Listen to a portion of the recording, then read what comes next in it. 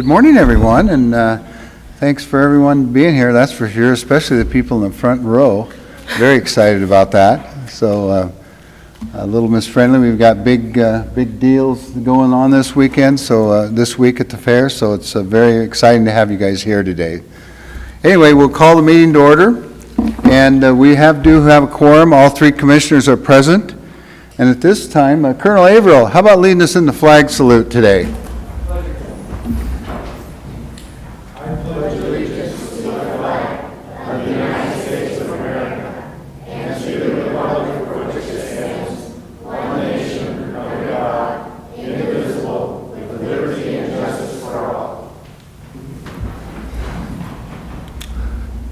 Well, school's about ready to start for most of you, so then you're going to have to get practice up for that anyway, so it's all good. And you know, Commissioner Stamper used to be a high school teacher, middle school teacher, and principal, so he knows. Pretty much everything. Yes. Small school, right? Okay, public comment this morning. First off, we have Ben Cushman, is that correct, Mr. Cushman? Okay.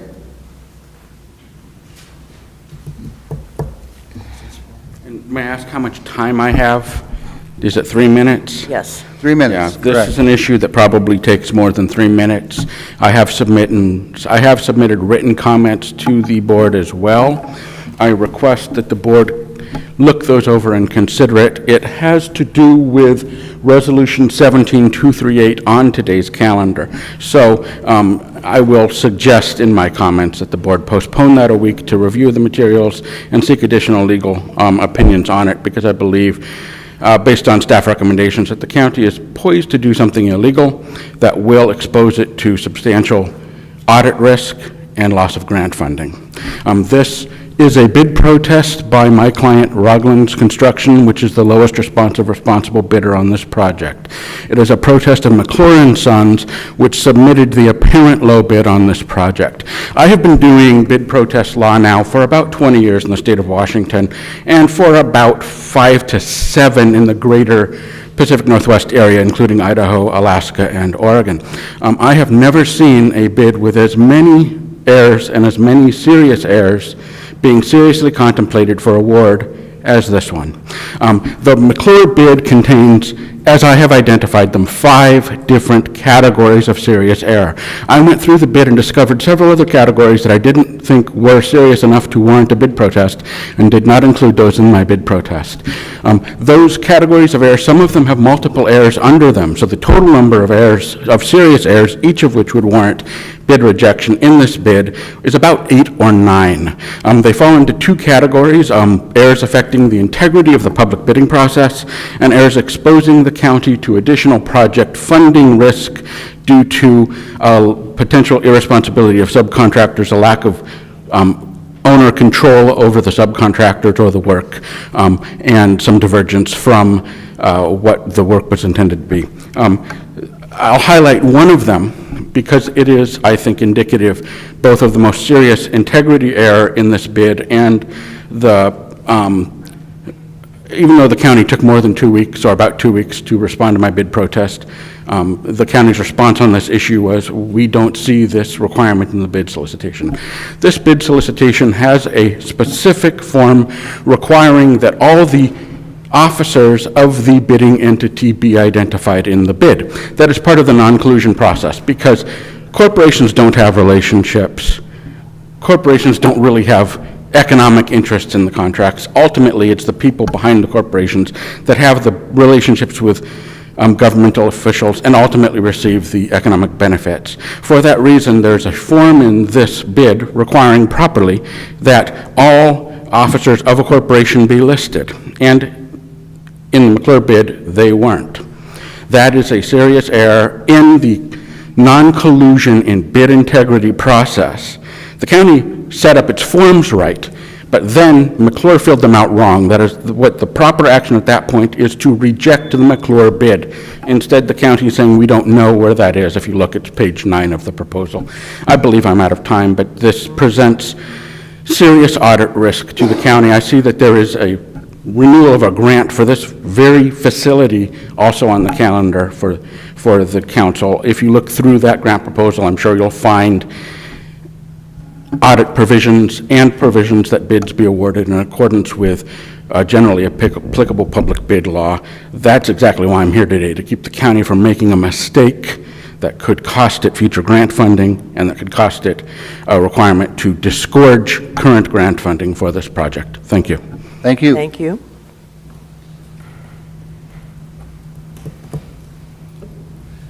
Next one is Chris Vandenberg.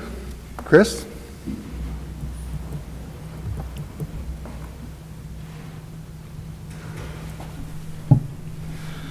Good morning. Good morning, Chair Chris. Stamper, Commissioners.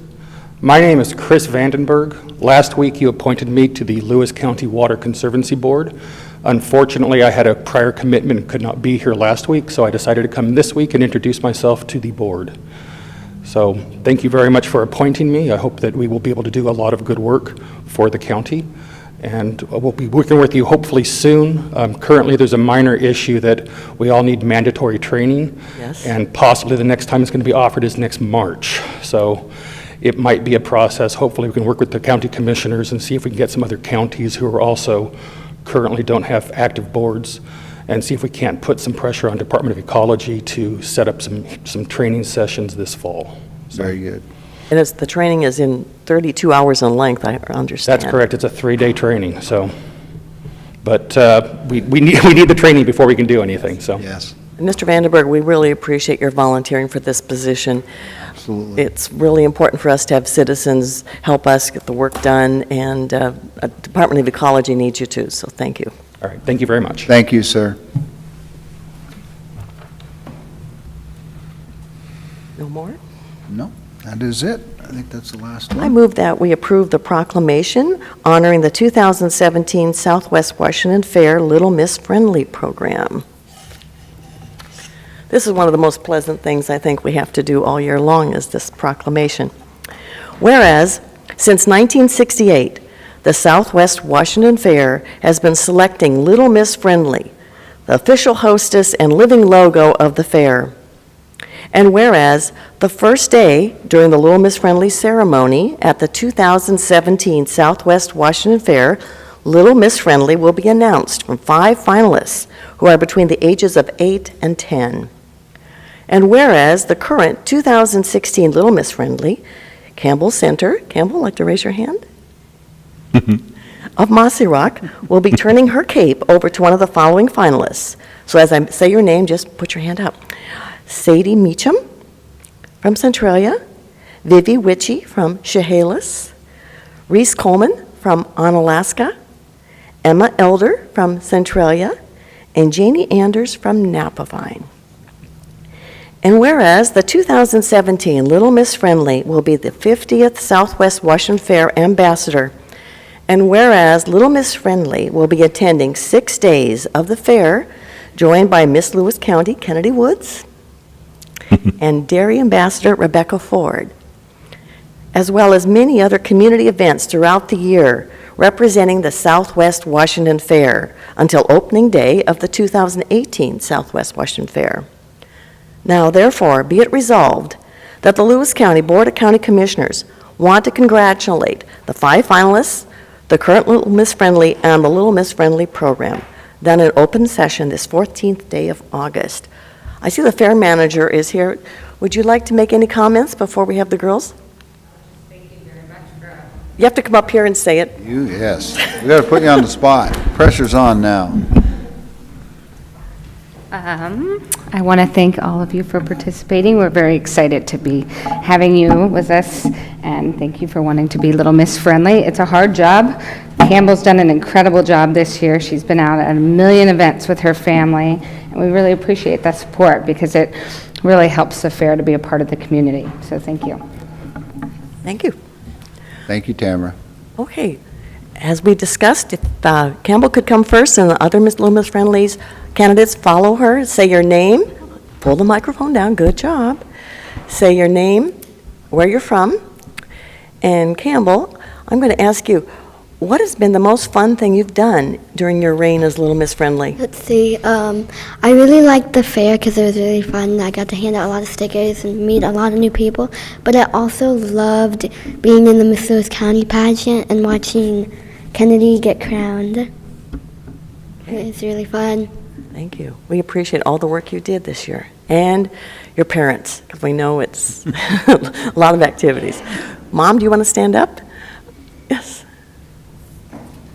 Yes, thank you for everything you've done. Okay. So will the other Little Miss Friendly candidates come up and say your name, and then we'll ask you a question. Do we want to have them just stay up? Sorry. Yes, stay up. You can just stay up. You just come on up here. We'll take a picture. Wait, I have to tell you something. So, Okay, tell us. thank you for supporting me. You're Thank welcome. you. Welcome. Thank you. Welcome. Yes. And what is your name? My name is Vivi. From where?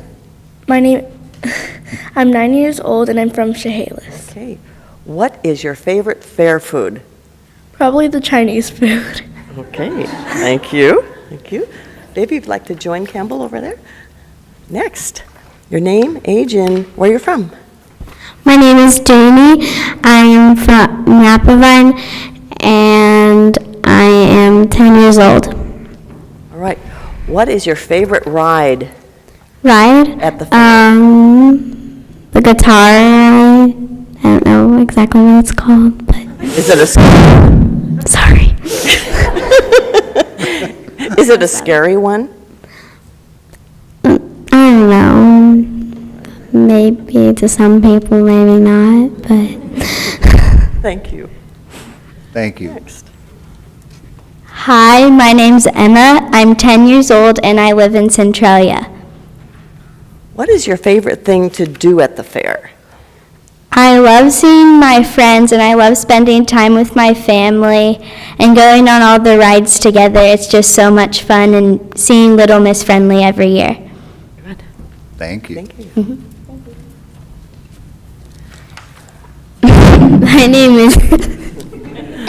My name is Reese. I'm 10 years old, and I'm from Alaska. Okay, Reese. Reese, you also hold a title, don't you? Yes, I am Little Miss Apple Harvest from the Alaska Apple Harvest Festival. Okay. Coming up. It's coming up, our last parade. Yes. Thank you. Hi, my name is Sadie. I'm 10 years old, and I'm from Centralia. Okay, Sadie. So, what is your favorite fair food? My favorite fair food is the elephant ear because it's just so big, and I get a big piece of it. That's mine too, by the way. Okay, let's take pictures. Oh, wait a minute. We should let two other folks come up and tell us their names. You don't have to tell us your ages, but you can answer some questions. Miss Lewis County and our dairy ambassador, why don't you come on up and say who you are and, yes. Hi, my name is Kennedy Woods. I'm 18 years old, and I am from Centralia. One thing I really appreciate about Kennedy, that she is a business owner and going to Centralia College, too. Yes, I am. Can you tell us about the first time you came into this room and what you were advocating for? Yes, so this is my second time being here, and the first time I came with, I think there was 6 of us from my high school, and we were asking the commissioners to help fund for the Boris Sidewalk Project, which is getting sidewalks in front of the school, in front of Centralia High School. And so it was real, I was like, I'm being invited back. I'm so excited. And we're working on Borst Avenue. Yes, Correct. yeah. Thank you, Kennedy. Oh, good. Okay, Rebecca. Hello, my name is Rebecca Ford. I am 17 years old and I live in Chehalis. Tell us what kind of animals you have. So at my house, I just have a dog and a couple cats, but I work at a farm and there's a lot of cows there, many breeds. Well, there's Jerseys, Holsteins, and Brown Swiss, which I will be showing at the fair this year. Good. What's your favorite milk product? My favorite milk product is, I have two of them. There's ice cream and cheese. I could eat that all day long. I'm with you. That too. Yeah. Okay. Ladies, stay up. A group picture.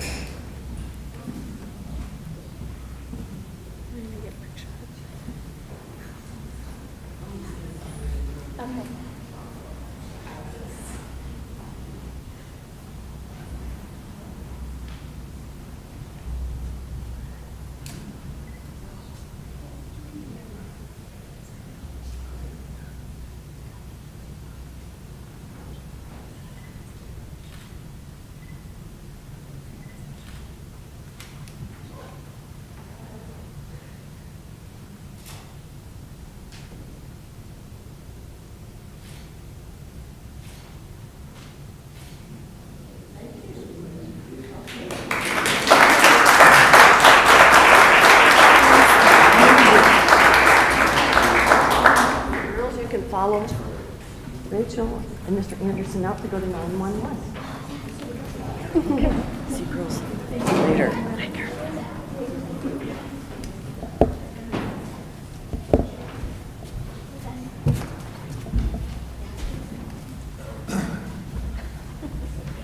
you.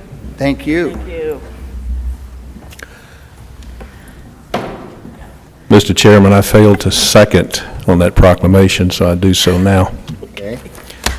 So a motion has been made and second to approve the proclamation celebrating Little Miss Friendly for the Southwest Washington Fair. Any more discussion? All in favor? Aye. Opposed? Passed. Let me sign this real quick. I move to approve the notice item, Resolution 17-232, call for sealed bids for the 2017 debris removal project, County Project Number SW-CTS 17-19. Second?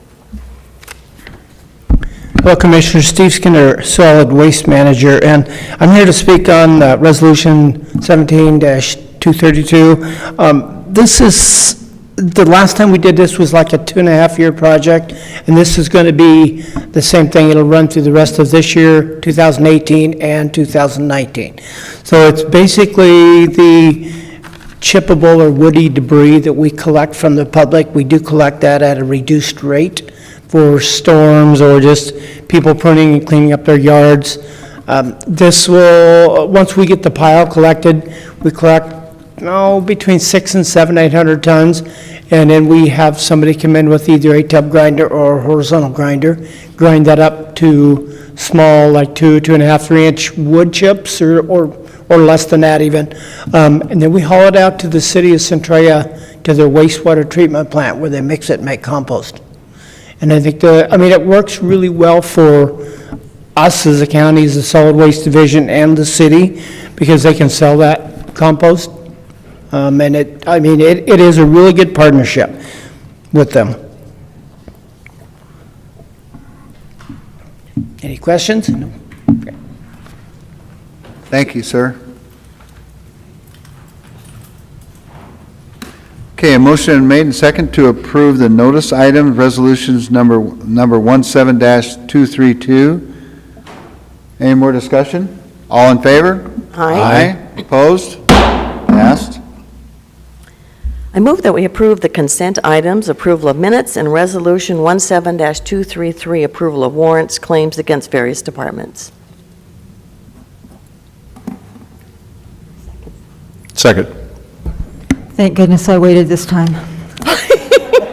Good morning, Commissioner. Suzette Smith, Chief Yes. Accountant, Auditor's Office, here to present to you Resolution Number 17-233.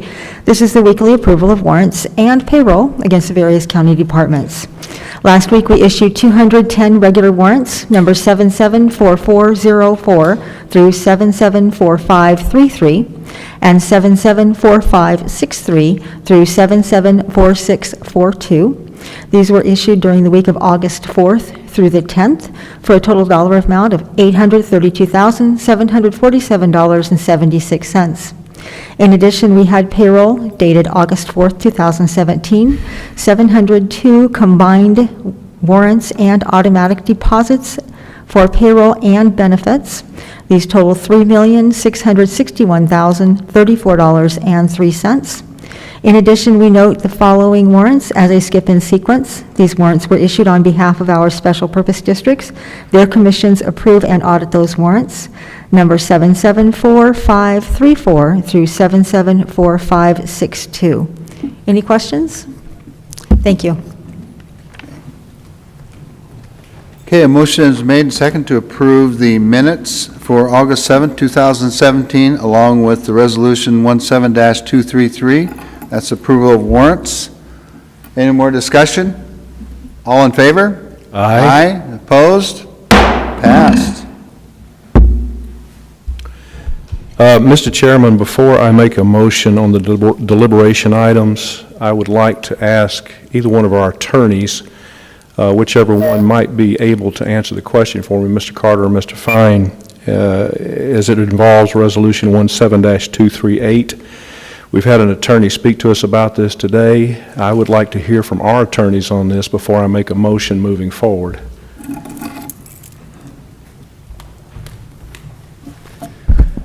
Thank you very much, Commissioners. My name is Glenn Carter. I'm the Deputy Prosecuting Attorney from the Civil Division, one of them. Thank you very much for asking me to come up, and with all appropriate respect to Mr. Cushman, whom I appreciate, made the effort to come down here and actually speak to you personally. But let me just give you an idea of what our position is on this. We received the bid protest, I believe, late about Thursday of the week preceding last week. And we then at that time, with the assistance of the folks in community development, because this is an airport project, we went in with our project manager and reviewed the file with respect to this proposal, this bid. And then we responded last week to Mr. Cushman, setting out our response on each of the points that he had made, and we disagree with Mr. Cushman concerning this. Let me give you an idea of what these alleged errors were. One of them concerns, and I think the primary alleged error that is contended by Ronglin's construction company, is that there was a failure to identify an electrical subcontractor for this project. In fact, McClure & Sons, which is the low bidder on the project, did in fact identify an electrical subcontractor. They identified it by name, they identified it by address, they provided that information, and we confirmed that that electrical subcontractor is at that address and in fact is ready to participate in the project. And in fact, that electrical subcontractor, as you may know, there are pre-bid conferences on these bids, and that electrical subcontractor was the only one that showed up for purposes of going through the pre-bid conference and going through the tour of the facilities and asking questions and getting information. The error in this case that is alleged by Ronglin's is that the name was misspelled. The name of the electrical contractor, the proper name is Betschart. It's a difficult name perhaps, B-E-T-S-C-H-A-R-T. The way in which it's identified on the handwritten bid sheet, it doesn't come across that that's Betschart perhaps, but it is Betschart. It simply was misspelled.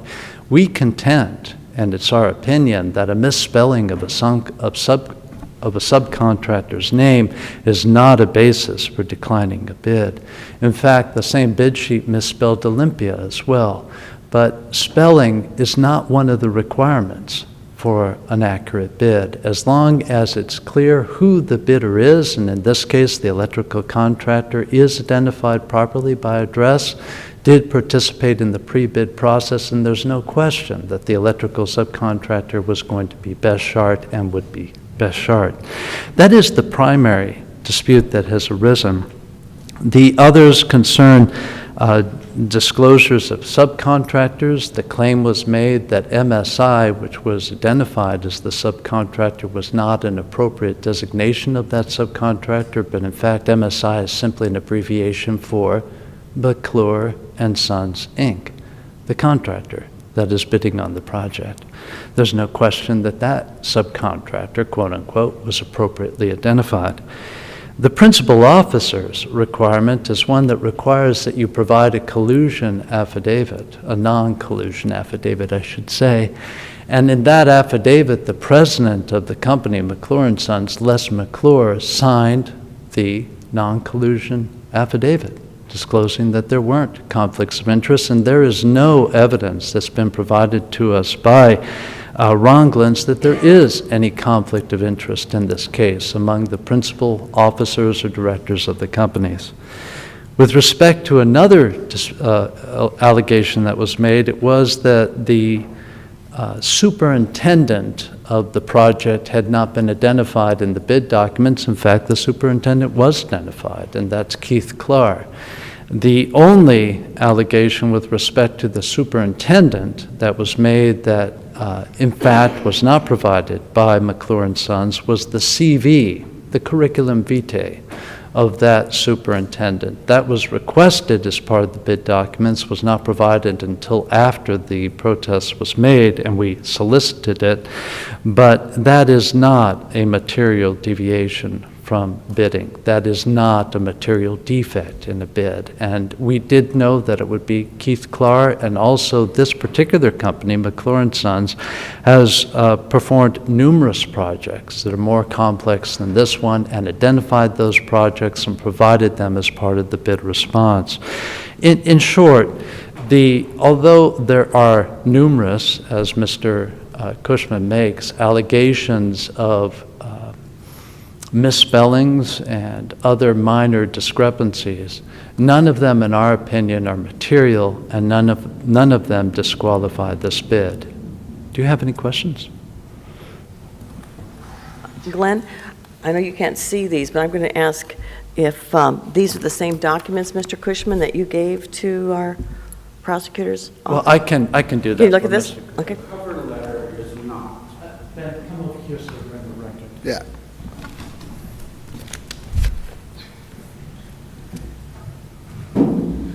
The cover letter is not. The cover letter has only been provided to the Board of County Commissioners, but the information in it was contained in emails I sent to the Lewis County prosecutor after receiving by email the determination letter last week. So my cover letter addresses the very information that was raised in response this morning. This isn't just misspellings. Bet chart was called Best Start. It looks like an entirely different company. It's not just Bet chart being misspelled BETSHART or something like that. We're not talking about the non-collusion affidavit. That was filled out properly. There was an entirely separate section of the bid documents that was not filled out properly at all. That entire section is being ignored and overlooked by Lewis County staff, and in fact, in their response letter, they indicated that he did not believe it existed, and I pointed it out to them in email. It's also in the Board of County Commission. It was completely not filled out.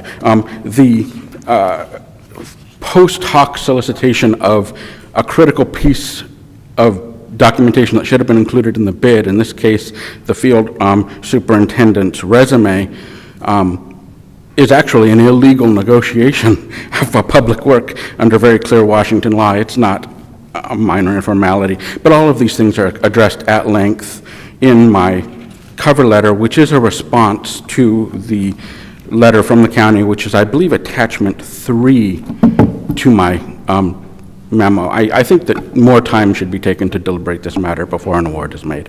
Thank you. Thank you, Mr. Cushman. I haven't seen this letter, but I'll just ask Ms. Hallam for a copy of it later on. Thank you. Do you have any further questions? What would your recommendation be on this? Should we proceed, or do we have reason to hold off? Commissioners, based on the information that we've been provided by Mr. Cushman, we do not believe that this bid is disqualified. We believe the bid is appropriate. Thank you, Glenn. With that information, I move that we approve the deliberation items, resolutions 17-234 through 17-239. Second? Okay, a motion is made and second to approve those, but Good Move morning, forward. Danette York, Director of Public Health and Social Services, and I'm speaking to Resolution Number 17-234. This is requesting approval of the Consolidated Homeless Grant, or CHG, agreement between Washington State Department of Commerce and Lewis County. So this is a 2-year contract for the biennium starting July 1st, 2017 through June 30th of 2019. The contract provides funds for emergency shelter, rapid rehousing, and services to families and individuals that either are at risk of or experiencing homelessness in Lewis County. So my department, Lewis County Public Health and Social Services, is the lead agency for this grant with the state. And then we subcontract funds out to our local providers that provide the direct services to homeless and at-risk individuals in the county. The amount is for $1,282,175 for 2 years, and this is a slight decrease from the amount that we received for the biennium that just ended. Questions? 2 questions. I know there's been a lot of discussion of homeless in Centralia, and I believe staff have been involved in some discussions with the city manager, or that the county's involved in trying to help them work things out. Can you give us any thoughts about that? Do you think we have a pretty good infrastructure in place or not? Well, there's always room for more. Housing and homeless issue is a problem across the nation. It's not just for Lewis County by any means. It seems to be getting a little worse as funding decreases. So there's always room for collaboration. So the group that you are, or the issue that you're discussing is, I am part of a group with some high-level representation from different sectors and different agencies that are speaking to homelessness in Centralia and trying to come up with some ideas of what can be done. This grant, with a couple of other grants that we get for housing and homeless dollars in the county, do help fund the county-wide problem. So it does include Centralia and all other areas of Lewis County. And didn't you just have an event at Riverside Park? We did. We just recently had our summer homeless event where we provide, as a group, it's not just our department, we're just a piece of it that provides like a picnic, barbecue type atmosphere for our homeless families, and we provide services for them at that time, like they can come out and get haircuts, clothing, food, stuff like that. Aren't there volunteers from Centralia Beauty College that help out with the haircuts? They do. So yes. there's people all working on this. Yeah, and it was very well attended, and people come out and get all of their services and pick up some things that will last them for several months too. Danette, I have a question on that, too. I know that the numbers have increased. Now, there's probably, could be many reasons, but do you have specifics on those numbers? I know that it always took you a while to compile those, but We just... do. So our annual Homeless Connect event, which is a count, it's a point-in-time count of the number of homeless individuals in the county, takes place in January, and we get the numbers back usually by May. We do have those numbers. I don't have it in front of me, but I can tell you that they did increase from the previous year. A rough estimate would be, we probably had a little over 100 in 2016, and in 2017 there was probably 10 more. So I can get you those exact we'll get numbers. those. That's very interesting, because I know there's a lot of factors why people choose to come to different places, and There is. And it's plastered all over the TV. We hear about it, usually in the more metropolitan areas, but at the same time, it's a nationwide problem. It is. That's It for is sure. a huge So, problem. Anyway, so I thank you for all the Thank you. work that you Yes. have done on Thank that, you. and the county, Yes. and your staff. Yes. Thank you. And all the local partners. Absolutely, yes. absolutely. And once again, even though this contract was supposed to start July 1, the state a bit behind in State is a little behind on getting their contracts, especially when it's a new biennium, and we had to wait for the budget to be passed before they could even start on them. Yes. Thank you. Thank you. Thank you.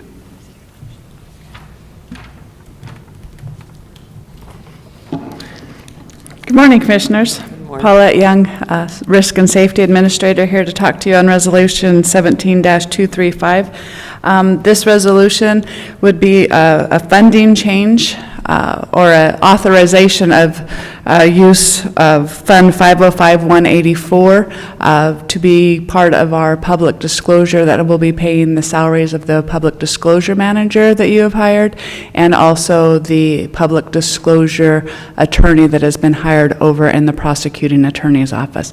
This is only a change of use of the funds. This fund has been set up under 505 for quite some time.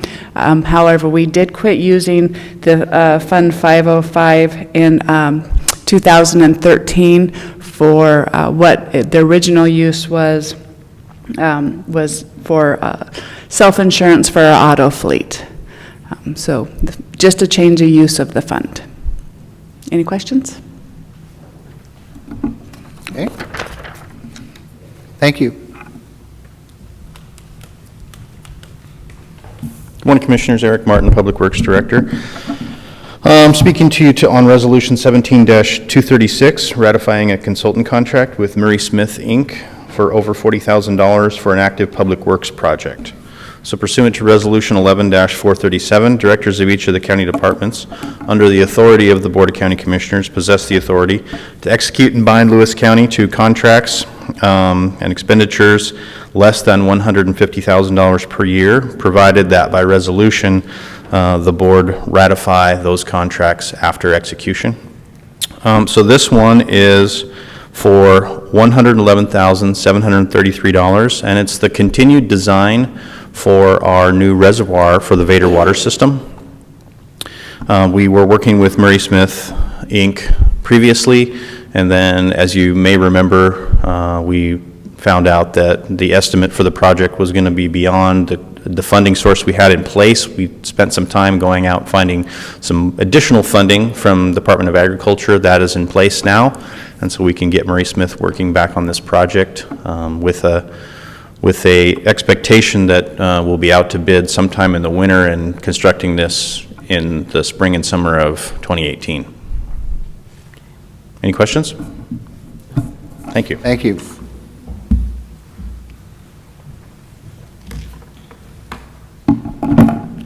Good morning, Commissioners. Lee Napier, Director of Community Development, speaking on the next agenda item, actually the next three.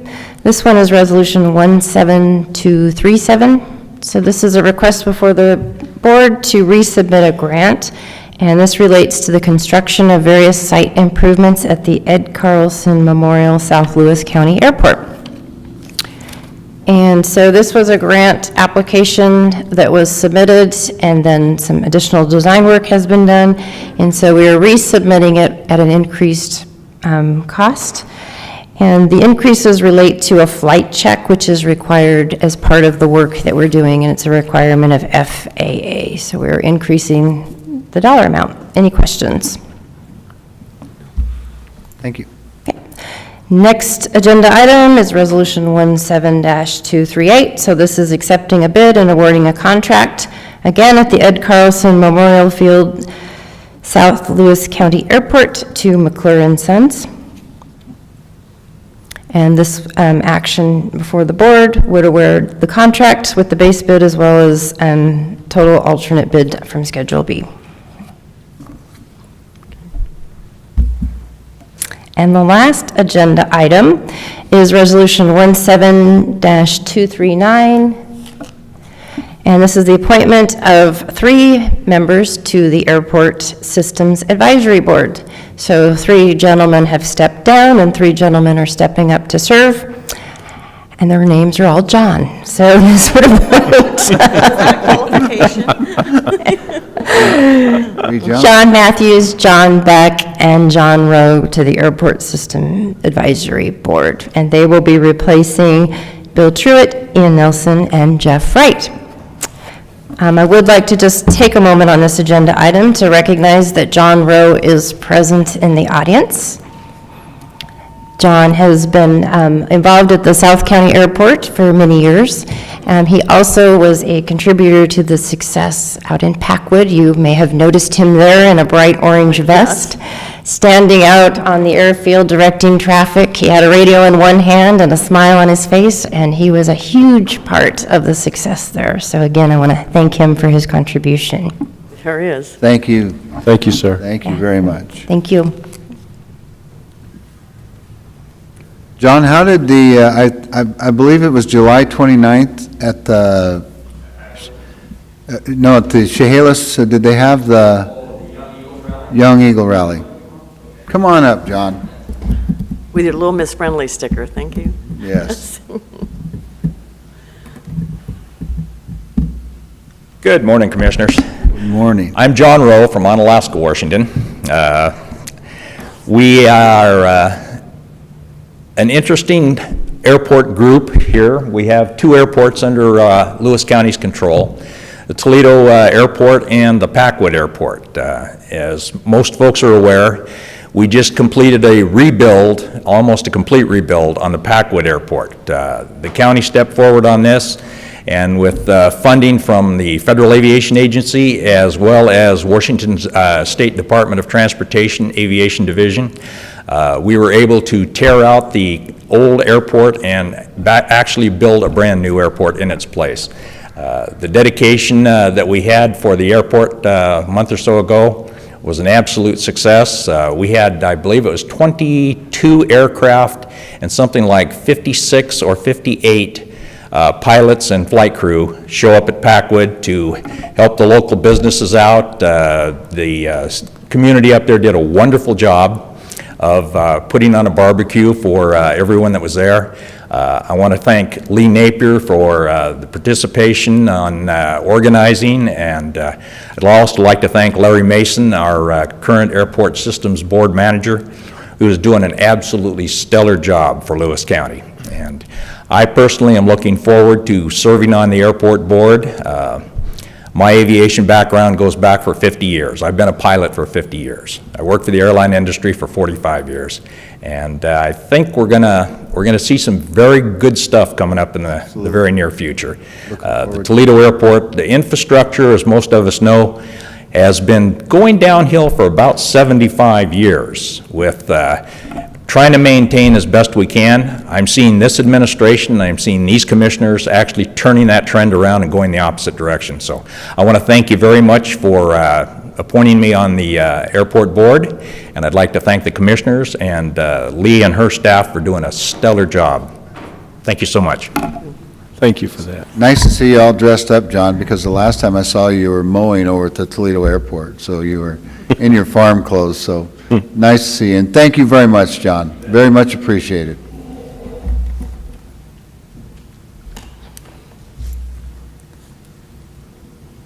Okay, a motion is made and second to approve deliberation items, resolutions number 17-234 through resolution number 17-239. Motion is made and seconded. All in favor? Aye. Opposed? Passed. Okay, thank you. Now,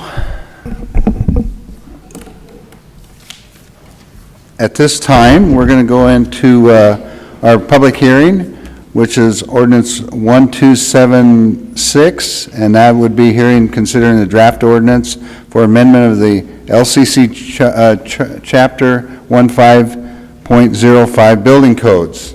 Okay, with that,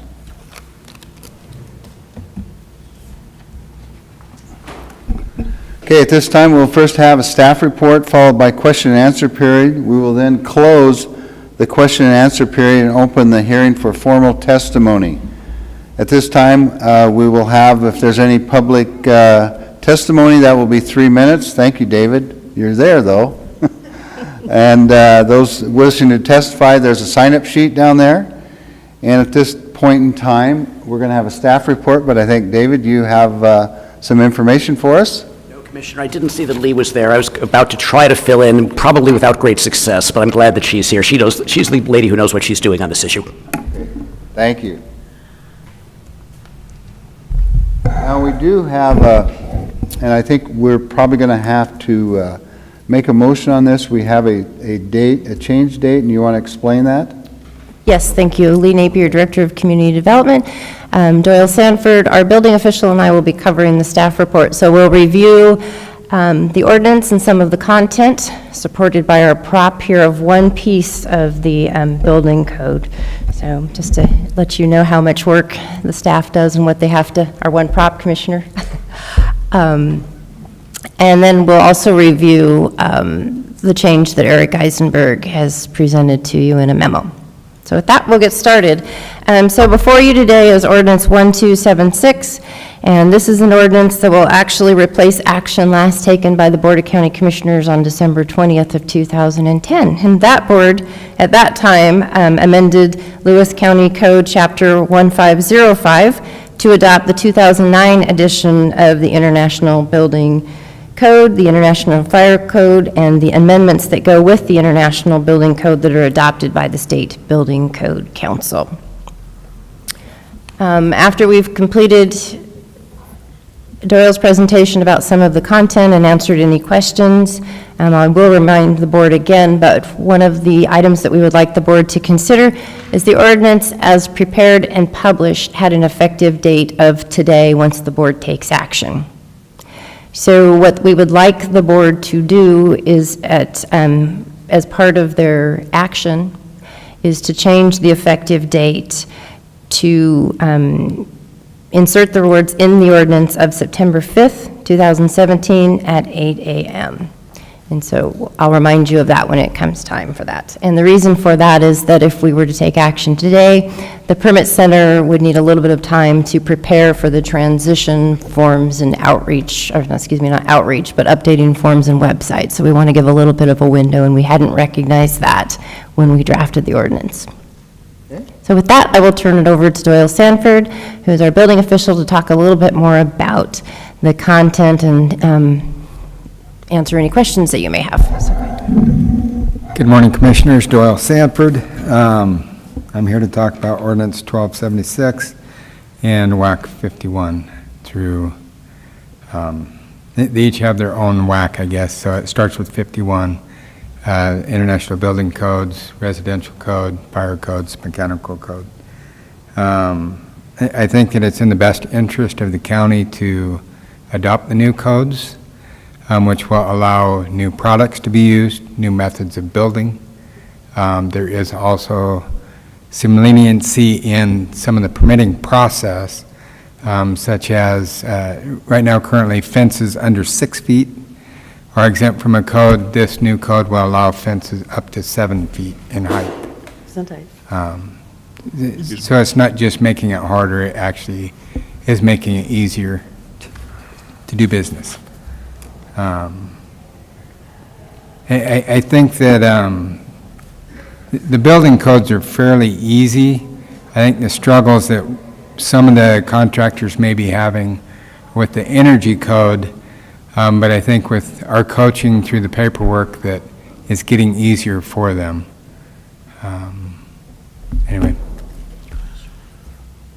One of the things that this is not necessarily a question, but just a commendation to Lee and your entire department, Doyle, is the amount of permits that we're issuing this year over last year has been unbelievable. It's been amazing to see the difference and the change, and it's a good change, and it's a good thing to see. So I just wanted to commend your department on all of your hard work, and anything we can do to make this process easier for the folks in Lewis County, we need to do so. So thank you. Thank you. A couple questions I have here is, first off, we're always concerned with, with higher fee schedules as far as, 2010 or 2009 was the last time this code was amended? 2009. Okay, so my question on that is, and again, there's been lots of changes since that, and you had indicated that it was talking specifically more about the energy codes. A lot of it has to do with that, and is that a fair? I think that's the biggest struggle with the homeowners and contractors is the change in the paperwork. It's not that the code has changed so much as the fact that now they have to provide paperwork showing how they're being energy compliant. Rather than just saying we're going to do it, you actually have to fill out the forms and that becomes part of that process. So,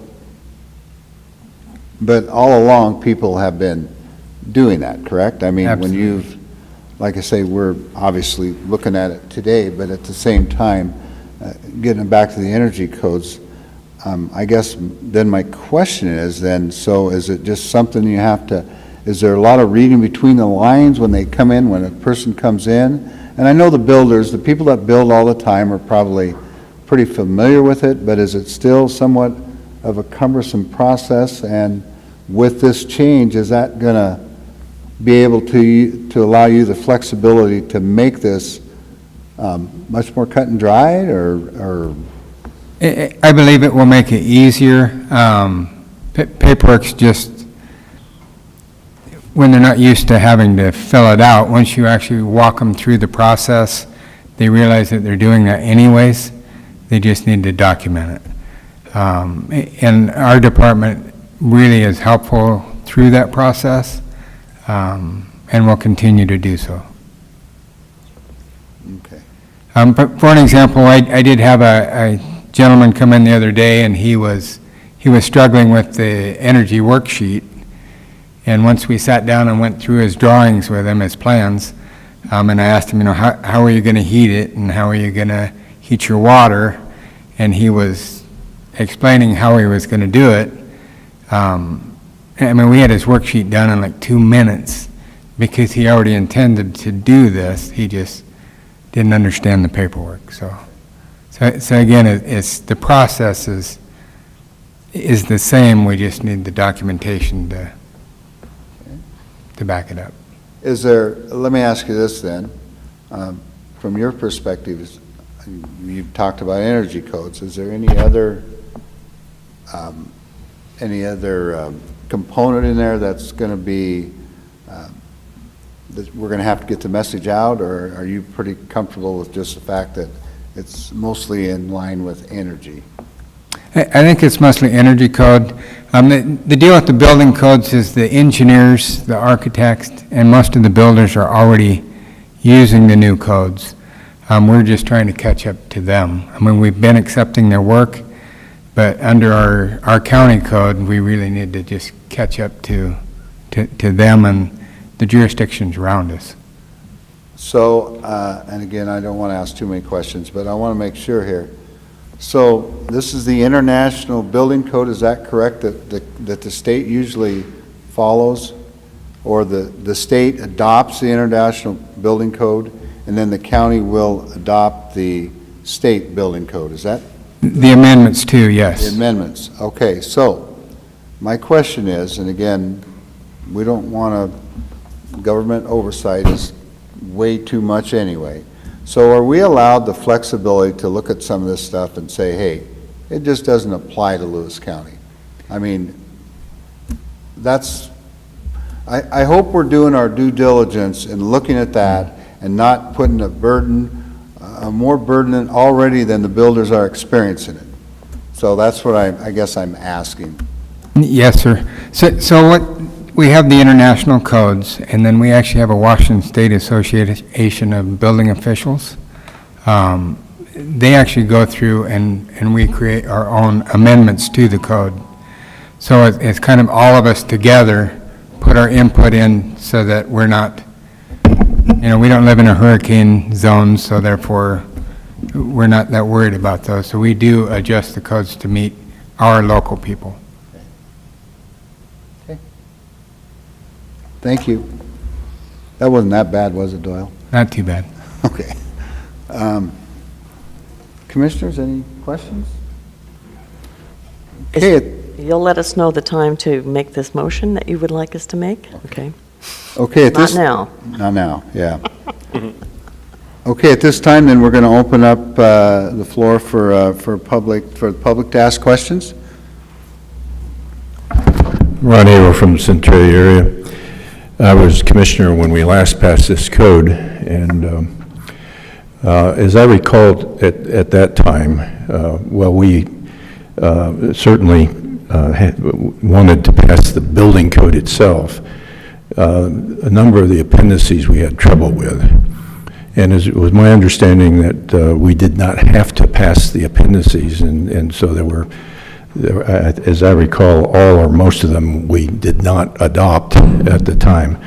And so my question to you is, are you planning to adopt all of them? And if so, have you looked through those and seen whether they're all applicable to the county?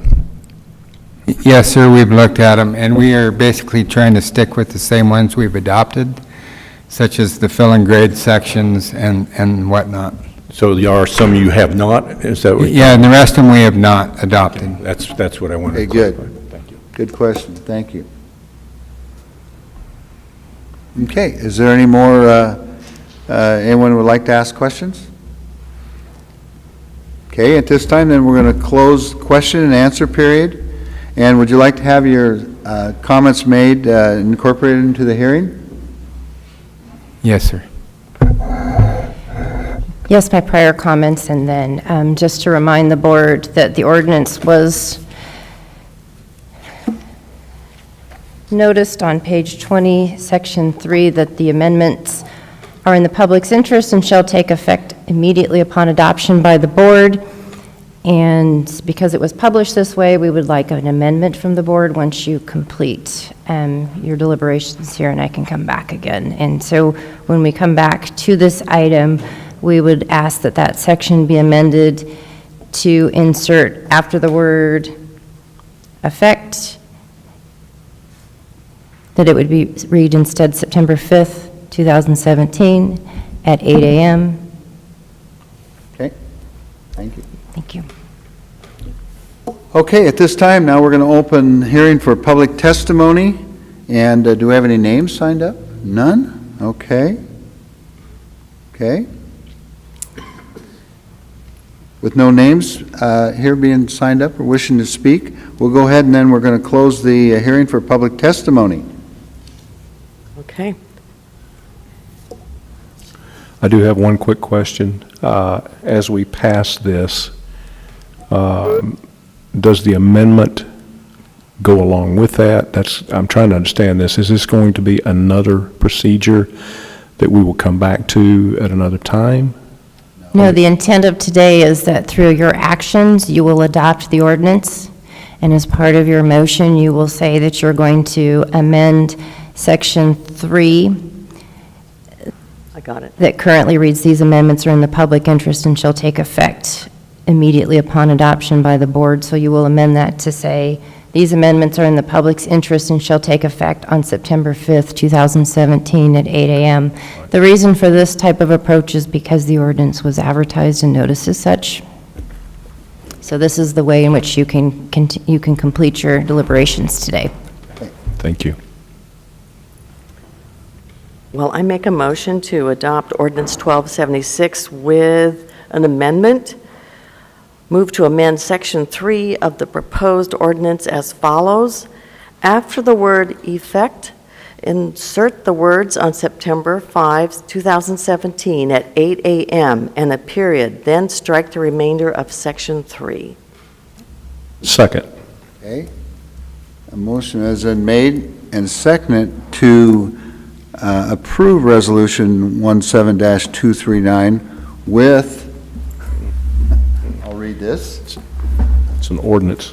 With the move to amend Section 3 of the proposed ordinance as allowed after the word effect, insert the word on September 5th, 2017 at 8 a.m. and a period, then strike the remainder of Section 3. Okay? Did our clerk of the board have a question? It's okay. Okay. Any more discussion? All in favor? Aye. Opposed? Passed. Thank you. Thank you. Okay. For the good of the order, move right on.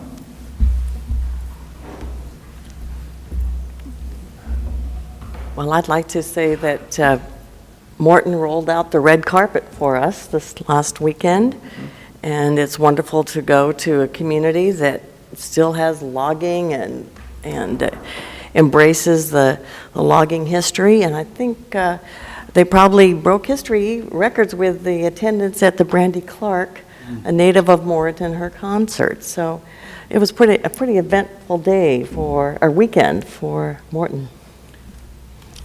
I spent last week up in the northern country of Everett at the Washington State Transportation Association Conference.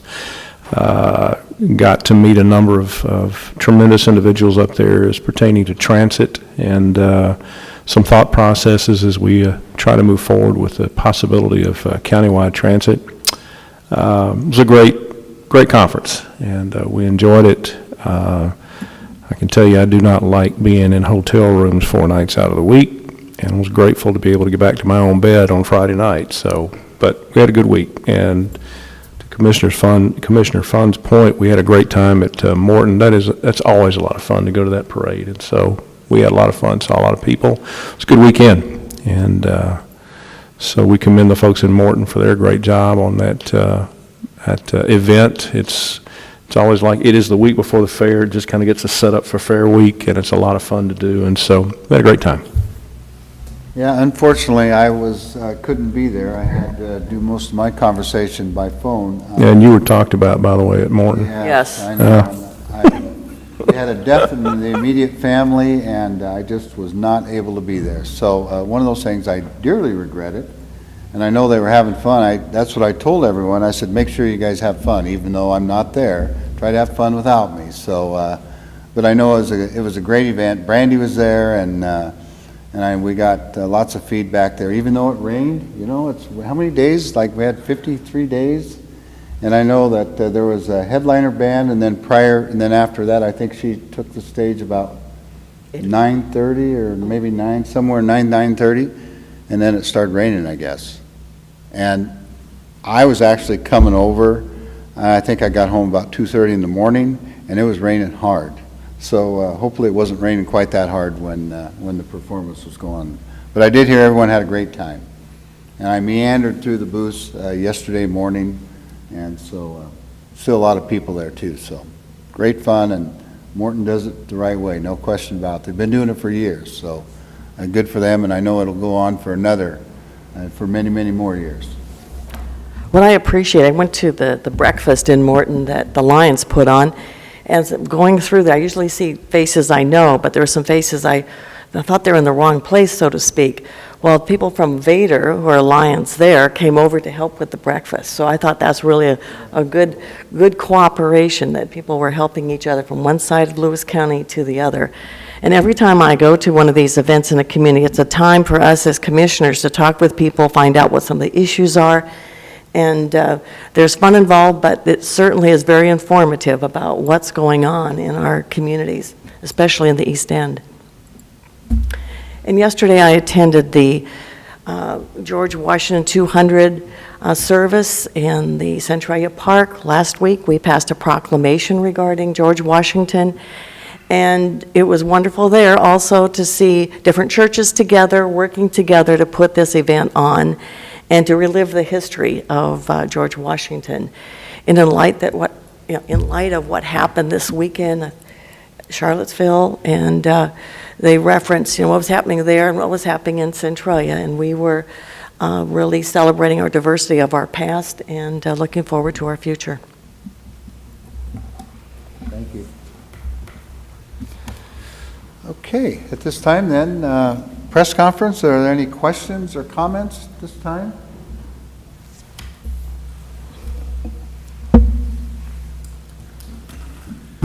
Commissioner Steve Skinner again with Lewis County Solid Waste Manager. I just wanted to make sure that we still knew that the transfer station is going to be closed this Saturday. The site in Morton will be open. We're going to close the Centralia 1-4 scale replacement. So we've trying to do our due diligence to get the word out to everybody through Facebook and all the newspapers and everything. But again, I just wanted to make sure that everybody knew it if you had any other questions. And I know that you have been working on this for more than a couple months now. So We have. I think we approached the disposal district group I want to say it was maybe back in April when the contract is awarded. Maybe it was May, but yeah, we've had flyers out to every customer coming through. So I'm sure that we've missed somebody, but we're hoping not. But, do our best anyway. Well, it'd be a great opportunity for someone to drive up to the East End. That's right, it would. And we're going to take a couple of the staff members that normally work on Saturday down there and send them up there in the anticipation that it might be busier. I mean, especially from the Alaska area, that might come down here and they still want to get rid of theirs, they could go to Morton, yeah. So. Thank you, sir.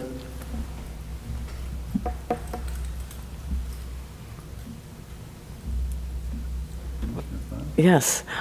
Waiting to see if there's any comments or questions from the press. I just wanted to make a few statements about public disclosure in Lewis County. It seemed like we've been living through a hurricane with public disclosure requests from a few individuals.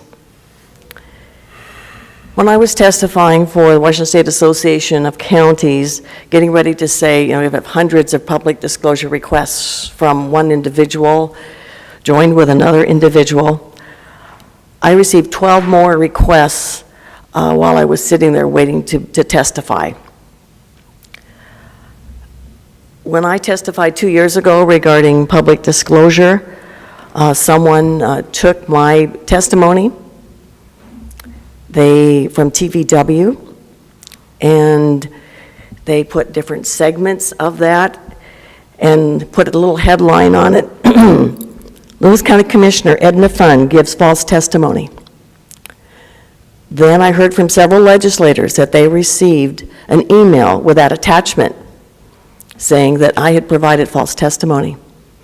I have not provided false testimony. I am providing the truth.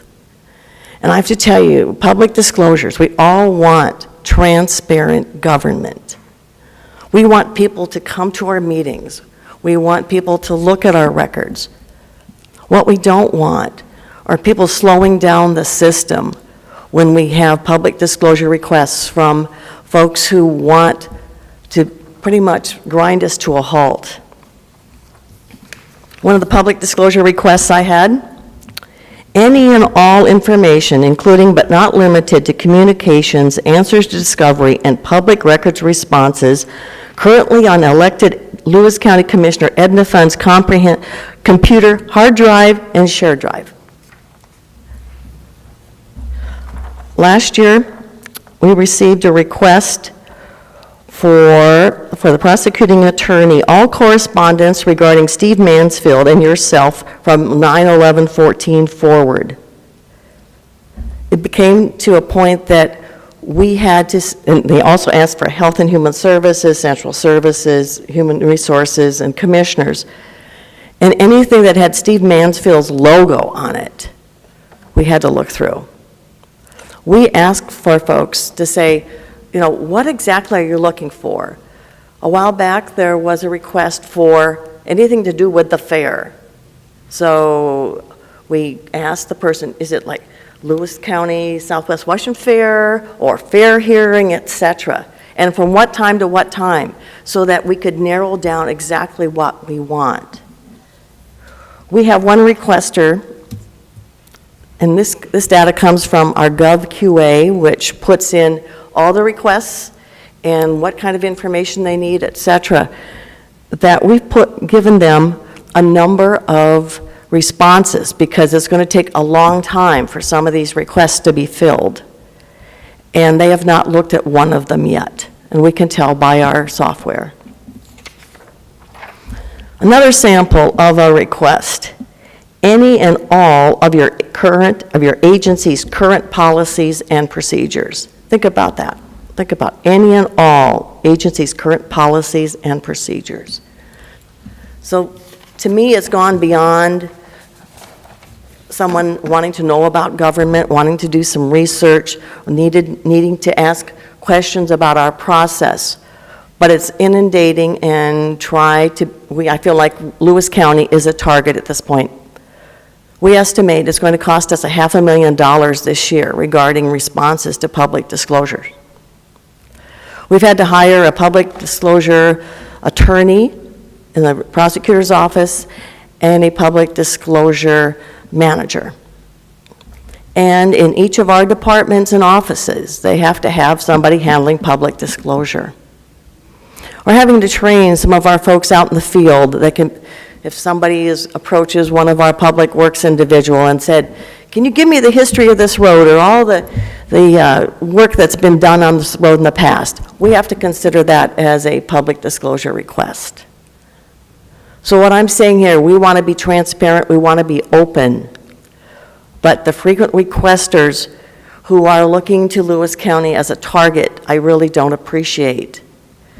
It clogs down our services to our taxpayers. It also takes taxpayers' dollars away from our treasury. And knowing the things that we have, the budget pressures we have in front of us, it is not taken lightly. So once again, I'd like to say public disclosure, we appreciate it, we like it, but we don't like it when people abuse the system. And we're hoping with the new legislation that was passed that some of this can be avoided in the future. We welcome public disclosures. If you want to know about government, want to know about Lewis County, ask us. And if you are asked about, what exactly you want, it's really in your best interest. You don't want to be flooded with 100 pieces of paper because you asked for just fair instead of Lewis County Fair or Southwest Washington Fair. Anyway, any comments from my associates? No. One thing I will say then, this obviously affects the budget. It's the bottom line. So, and of course, we know that we're going to have these individuals, and we're going to have to hire them. And, the people that come in and do public disclosure are somewhat, they're very specialized.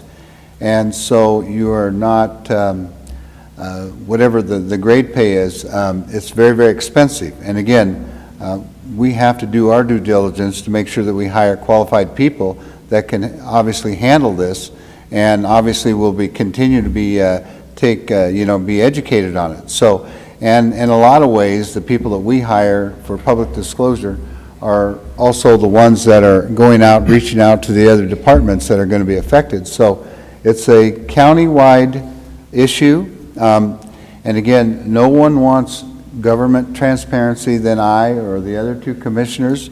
We want that, but at the same time, when you're basically a target, it's a little bit frustrating when we're looking at the budget and we're saying, hey, we need to spend money in this area, but we only have so much money. So what are we going to cut?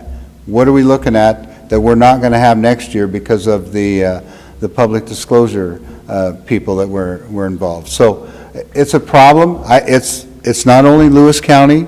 So, I think that I'm preaching to the choir here on if other counties are listening. And I do remember I believe it was the city of Gold Bar, don't quote me on that, yes.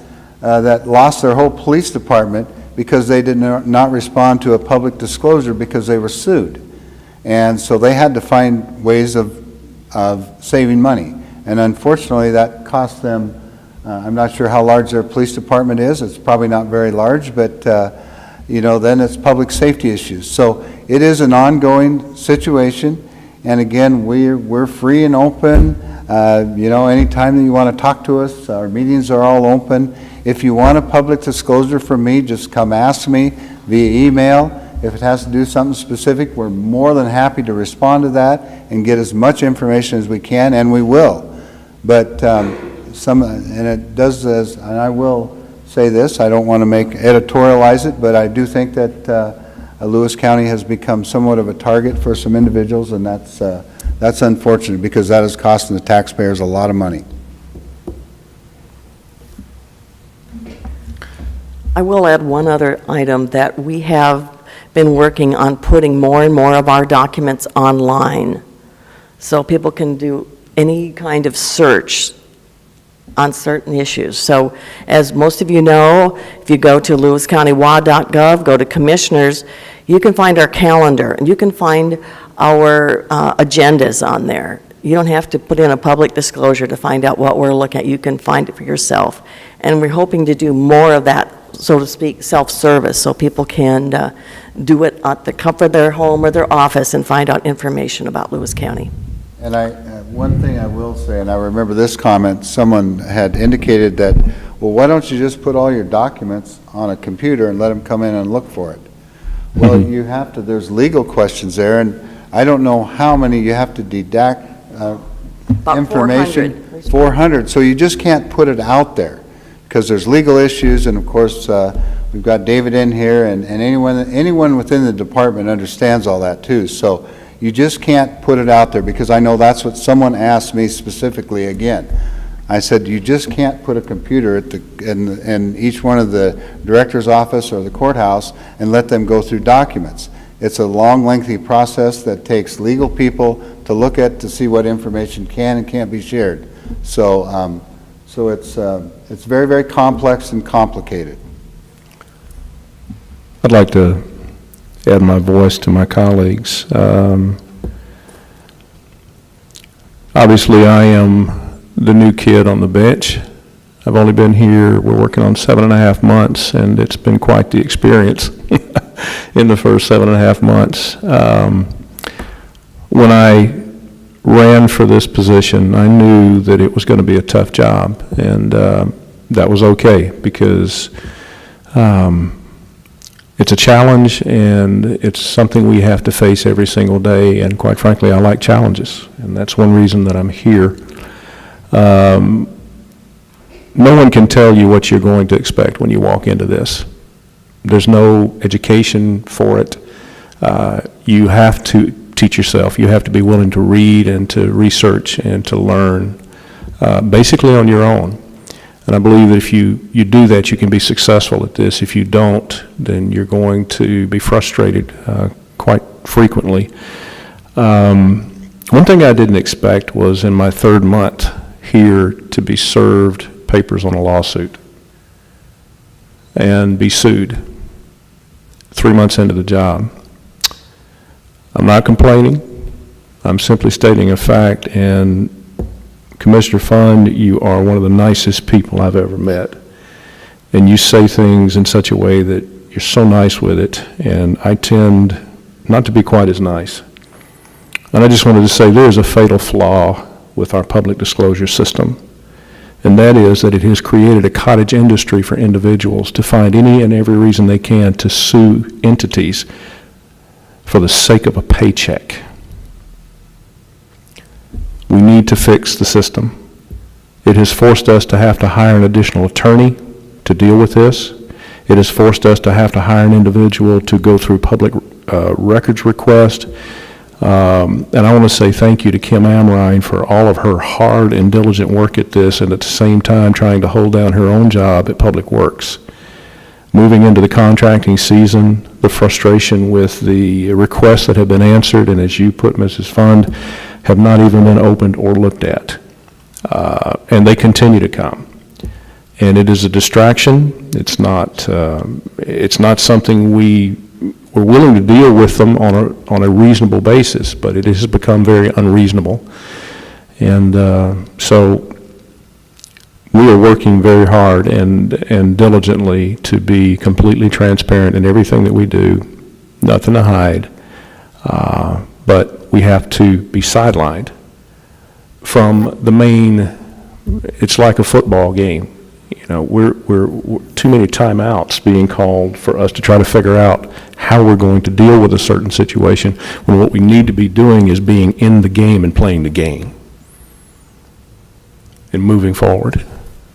So my hope is that we will be able to come up with some resolutions on the legislative level. I believe some of the new law that has been passed will be helpful to us.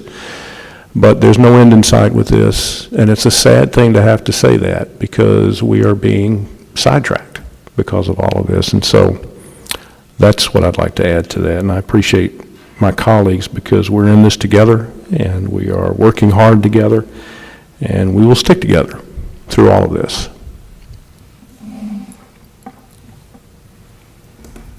Okay, any other questions, comments? With that, With no further business, I move to adjourn. Motion is made and seconded to adjourn. All in favor? Aye. Opposed? Adjourned. Thank you.